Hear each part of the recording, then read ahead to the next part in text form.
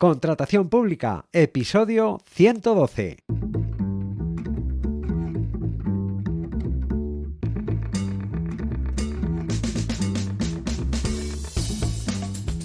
Bienvenida, bienvenido a Contratación Pública, el podcast, la radio del contratista, donde se habla de todo lo relacionado con vender a la administración.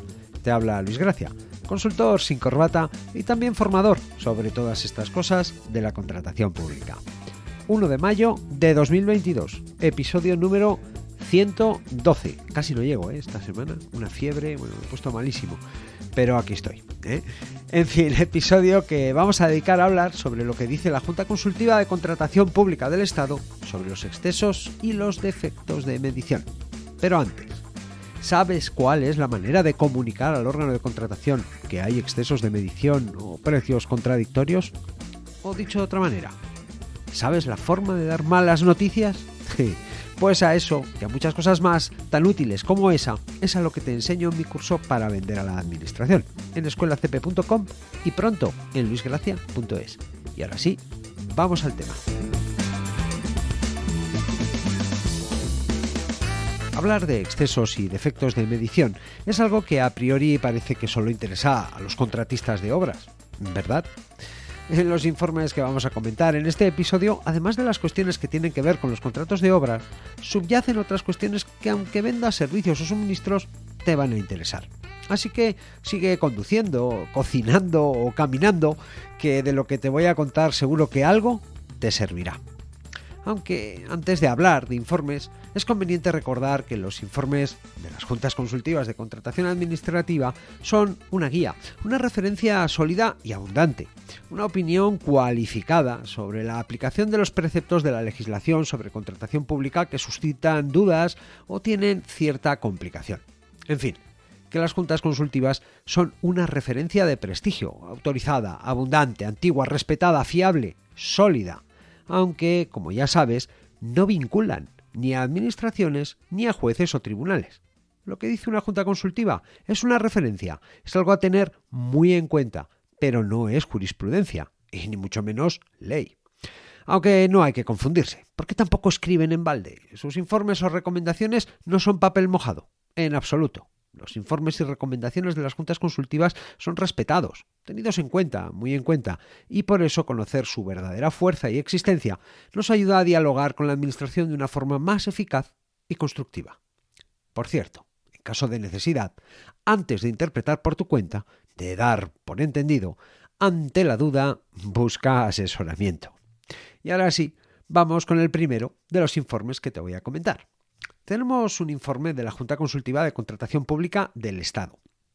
Una de las labores más conocidas de las juntas consultivas es responder a consultas, informar sobre las cuestiones que se someten a su consideración sobre la aplicación e interpretación de la legislación sobre contratación pública. El informe, con número de expediente 49/21, es del mes de diciembre del año 2021.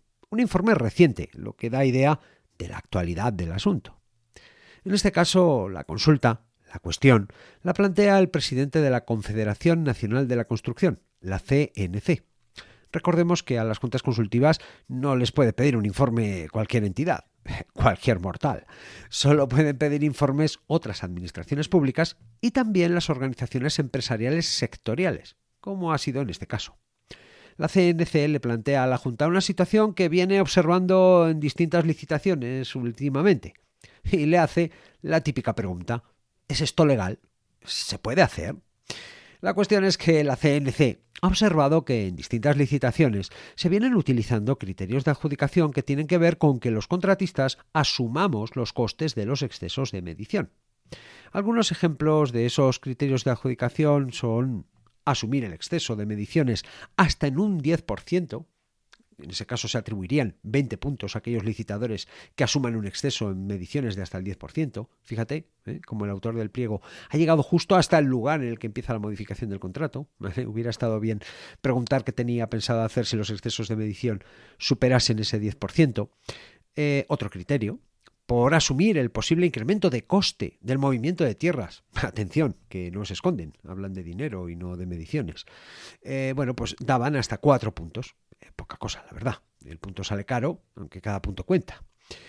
Esto consistía en el compromiso por parte del licitador de asumir el posible incremento de coste en el movimiento de tierras generadas en la obra por encima del importe marcado para tal capítulo en el proyecto que servía de base a la licitación, en el caso de que la ejecución de la obra lo requiriera y en base a diferentes opciones que planteaban. Fíjate, opción 1, dice, del total del incremento de costes de movimiento de tierras generados en la obra, asumir el 20% correspondiente a dicho incremento, 0,75 puntos daban. Opción 2, del total del incremento de costes de movimiento de tierras generados en la obra, asumir el 50% correspondiente a dicho incremento, y ahí les daban 2 puntos. Opción número 3, del total del incremento de costes de movimiento de tierras generados en la obra, asumir el 100% correspondiente a dicho incremento, 4 puntos. O sea, si va de tu cuenta te daban todo. Presta atención al siguiente. Mejora, hasta 100 puntos, no sé, hasta 100 puntos daban. Mejora consistente en asumir por parte del contratista los excesos de medición, errores del proyecto o los elementos indispensables para el buen funcionamiento y aspecto de la obra, hasta un máximo de 20% del precio del contrato. Dice, se puntuará con 100 puntos, máximo porcentaje asumido, hasta el máximo permitido. El resto de los porcentajes ofrecidos se puntuarán proporcionalmente. Bueno, aquí hay un poco de trabalenguas, pero en fin, parece que esto es como en las bodas, ¿eh? Barra libre hasta las 3 de la madrugada. La verdad es que incluir en el mismo saco los excesos de medición, los errores del proyecto y los elementos indispensables para el buen funcionamiento y, atención, aspecto de la obra, en fin, vaya proyecto han comprado si ya prevén que todo esto vaya a pasar. No es que el proyectista no merezca la confianza del órgano de contratación, es que tampoco las personas del mismo órgano de contratación que tuvieron que dar el visto bueno al proyecto parecen gente de fiar. Bueno, venga, otro ejemplo que ponen. Asumir por parte del contratista los excesos de medición de que lo contrario, ¿vale?, pudiera suponer un mayor coste en la ejecución de la obra o errores del proyecto o la variación de los elementos indispensables para el buen funcionamiento y aspecto de los viales hasta un máximo del 20% del precio del contrato. Dice, de 0 hasta 40 puntos, dice, se otorgarán 40 puntos a quien asuma el 20% del precio del contrato y se otorgarán 0 puntos a las que no oferten asumir excesos de medición. El resto de las ofertas se valorarán de forma proporcional y expresamente se indica que el sentido de este criterio es el de evitar que la obra suponga cualquier tipo de sobrecoste al ayuntamiento. Bueno, pues nada, aquí tenemos otro barra libre con el que el ayuntamiento pone la venda antes de la herida y pretende cubrirse de las deficiencias del proyecto que él mismo encargó, supervisó, aprobó y pagó, pretendiendo que quien nada tuvo que ver con esas actuaciones soporte los costes de las responsabilidades que debieran asumir otros. Las cosas como son. Con estos ejemplos que pone la CNC, pues trata de ilustrar su consulta y pregunta directamente si estos criterios de adjudicación que puntúan que el adjudicatario del contrato asuma los errores del proyecto se ajustan a derecho, si son legales. A partir de aquí, la Junta Consultiva de Contratación Pública del Estado hace distintas consideraciones, pues bueno, que nos van a resultar útiles para repasar algunas cosas que ya conocemos y también para saber cómo razona su opinión al respecto.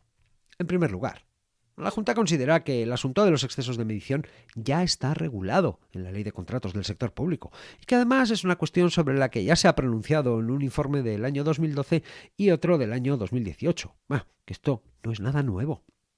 Viene a decirnos que, fíjate, si la cosa tiene enjundia, que hasta tiene una mención expresa en la ley y que es normal que la ley le contemple, ya que también es normal que un proyecto no se pueda redactar con precisión absoluta. La omnisciencia de la que te hablaba en el episodio anterior, en el 111. Y que la intención de esa regulación particular y específica de los excesos de medición sirve para evitar la modificación del contrato. Recordemos que la variación de las mediciones del proyecto que no supongan un incremento del coste de la obra que supere el 10% del precio inicial no dará lugar a la modificación del contrato. En cuanto a los errores del proyecto o la variación de los elementos indispensables para el buen funcionamiento de la obra, en definitiva los precios contradictorios, la Junta señala que aunque tales circunstancias pueden dar lugar a la modificación del contrato, bueno, pues habrá que estar a lo que se establece en los artículos 203 a 207 y 242 de la Ley de Contratos del Sector Público. Y que en cualquier caso, atención, y cito textualmente, la introducción de nuevas unidades de obra a que pudieran dar lugar estas circunstancias deberán ser abonadas por la entidad contratante en las certificaciones correspondientes. O sea que es que esto hay que pagarlo. Total, que de entrada la Junta viene a recordar que estas cuestiones, tanto de los excesos de medición como de los precios contradictorios, ya están contempladas en la Ley de Contratos del Sector Público, y no solo eso, sino que además se sabe que pueden tener lugar, ya que los proyectos son lo que son. Hechas estas consideraciones, la Junta Consultiva de Contratación Pública del Estado ya nos adelanta que esos criterios de adjudicación son contrarios a la Ley de Contratos del Sector Público y que, por tanto, no se pueden incluir en los pliegos de las licitaciones. Y son contrarios por distintas razones, que es interesante conocer. Oigámoslas. Para empezar, el proyecto. Todas las obras se hacen de acuerdo a un proyecto que redacta un técnico competente, proyecto que es aprobado por el órgano de contratación. Cuestiones estas que también están reguladas en la Ley de Contratos del Sector Público. Cualquier proyecto se redacta y aprueba partiendo de la base de que debe incluir todos los elementos necesarios para que la obra cumpla su finalidad. Que el proyecto se haga bien es fundamental para que el contrato se ejecute normal y correctamente. Y por eso la legislación sobre contratación pública regula de forma precisa y específica los mecanismos o procedimientos que sirven para garantizar que el proyecto está bien hecho antes de aprobarlo. Por otro lado, atención, porque aquí los contratistas de obras pueden encontrar explicaciones a algunas actitudes o conductas de los proyectistas, la legislación también se ocupa de establecer las responsabilidades que tienen los proyectistas por los defectos de sus proyectos, porque una cosa es una eventualidad, un error o carencia inadvertido, y otra un proyecto mal hecho o hecho deprisa, corriendo y mal. El caso es que, de entrada, y según está previsto en la ley, y nos recuerda la Junta, los costes que supongan los excesos de medición o los defectos del proyecto debe asumirlos el órgano de contratación, aunque después pueda reclamar al proyectista sobre la responsabilidad que tenga en esos errores u omisiones. La Junta también señala, aunque con otras palabras, lo que te comentaba en el episodio anterior, que el contratista es un mero ejecutor, que es quien a su riesgo y ventura asume la ejecución del proyecto, no la responsabilidad de su diseño. La cuestión es que el hecho de intentar que el contratista asuma en todo o en parte los costes que se deriven de un proyecto con errores o carencias va contra la ley. Y además, que cada palo aguante su vela. El proyectista es responsable del proyecto. El contratista toma a su cargo la ejecución del proyecto a su riesgo o ventura. Y respecto de quien fue encargado de la aprobación del proyecto, pues ni está ni se le espera, que entre bomberos no vamos a andar pisándonos la manguera. Pero espera, que aún hay más. Los criterios de adjudicación deben cumplir unas reglas. No todo vale como criterio de adjudicación. Estas reglas son, en general, que se formulen de manera objetiva, que podamos tener claro qué se valora. Que se formulen con plenos respetos a los principios de igualdad, no discriminación, transparencia y proporcionalidad. Que no den al órgano de contratación una libertad de decisión ilimitada y que estén vinculados al objeto del contrato. Y respecto a esta cuestión, la Junta considera que estos criterios de adjudicación no sirven para que el contrato se ejecute de mejor forma, además de que vulneran el principio de proporcionalidad, ya que obliga a que los licitadores, si quieren ir a por la licitación, asuman los costes de un proyecto mal redactado. Costes que, no olvidemos, esos excesos de medición o defectos del proyecto debe asumirlos el órgano de contratación y luego ya a ver si quiere pedirle explicaciones o responsabilidades al proyectista. ¿Vale? Bien, en el informe la Junta también tiene en cuenta una cuestión que resulta muy interesante: el enriquecimiento injusto. Un concepto o situación al que tengo previsto dedicar un episodio, porque la primera vez que se lo nombré a un funcionario, pues la verdad es que no supo ni por dónde salir. Pero bueno, eso es otra historia. En el informe se menciona la existencia de sentencias, así en plural, del Tribunal Supremo a este respecto. Y cuidado, porque cuando el Tribunal Supremo se pronuncia sobre alguna cuestión del mismo modo en repetidas ocasiones, entonces sí hay jurisprudencia. De hecho, es el único caso en el que hay jurisprudencia. En este caso, el hecho de que el contratista tenga que ejecutar unidades de obra adicionales a las previstas en el proyecto, tanto por exceso de medición como por omisiones o errores del proyecto, tiene como consecuencia un posible enriquecimiento injusto a favor de la entidad contratante. Total, que la Junta Consultiva de Contratación Pública del Estado concluye en su informe que, y leo literalmente, la introducción en los pliegos de contratos de obras de cláusulas por las que se introducen criterios de adjudicación que puntúan la asunción por el futuro contratista de los costes derivados de los excesos de mediciones y de las posibles modificaciones del proyecto aprobado por la Administración que sean necesarias para el buen funcionamiento de la obra, sin variar el precio hasta un determinado porcentaje, son contrarias a lo dispuesto en la Ley de Contratos del Sector Público. En resumidas cuentas, que no es legal. En este resumen he omitido algunas argumentaciones y cuestiones que se detallan en el informe, que tiene un total de 10 páginas. Tienes el enlace al informe en las notas del programa y también en escuelacp.com/112, aunque me parece interesante quedarnos con algunas ideas. Primera, que todas estas cuestiones pueden dar lugar a la modificación del contrato ya están tratadas en la ley y que, por tanto, todos nos debemos ceñir a lo establecido al respecto. Que los proyectos y, en general, el establecimiento de los alcances de los contratos de prescripciones técnicas no deben hacerse de cualquier manera, que todo debe hacerse de forma precisa y teniendo en cuenta todo lo necesario para que las cosas sirvan a su fin. Y que cada palo aguante su vela. Los proyectistas por sus errores u omisiones y los contratistas por el riesgo que asumen en la ejecución del contrato. Y que no todo puede ser criterio de adjudicación. Y ahora sí, vamos ya con el segundo informe. Es nuevamente un informe de la Junta Consultiva de Contratación Pública del Estado. Se trata del informe con número de expediente 57/2019, de finales de mayo del año 2020. En este caso, la consulta la plantea el alcalde de Benavente, localidad situada en la provincia de Zamora, al norte de la capital, y a mitad camino entre esta y León. El alcalde le cuenta a la Junta que se da la circunstancia de que en algunos contratos de obra se están encontrando con que hay unidades de obra que no son necesario ejecutar y que esto produce una reducción del gasto superior al 10% del presupuesto base de licitación. Esto, en definitiva, da lugar a que exista una variación de las unidades ejecutadas respecto de las previstas en las mediciones del proyecto. La cuestión es que el ayuntamiento tiene más o menos claro lo que hay que hacer, aunque se quiere asegurar. Y por eso le pregunta a la Junta si los defectos de medición tienen alguna limitación y si es necesario tramitar un modificado del contrato cuando aparezcan. A todo esto, la Junta expone que la legislación se ocupa de establecer límites y procedimientos para los casos en los que existan excesos de medición y que no se dice nada sobre la situación contraria. Y no solo eso, sino que también se ocupa de recordar que, como ya dijo en un informe del año 2006, la ley habla de incremento del gasto superior al 10%. Por tanto, que al no haber incremento de gasto, no ha lugar a modificar el contrato. Y atención, que no existe impedimento para compensar excesos y defectos de medición y que no hay que modificar el contrato cuando el saldo resultante de esos excesos y defectos no supere un incremento del gasto de un 10% sobre el precio del contrato. O, como lo explicaría José Mota, las gallinas que entran por las que salen. Interesante esto, ¿eh? Esto es lo que Javier Vázquez Matilla llama los modificados de los magos, una especie de apaños para evitar tramitar un modificado dejando de hacer algunas cosas para hacer otras.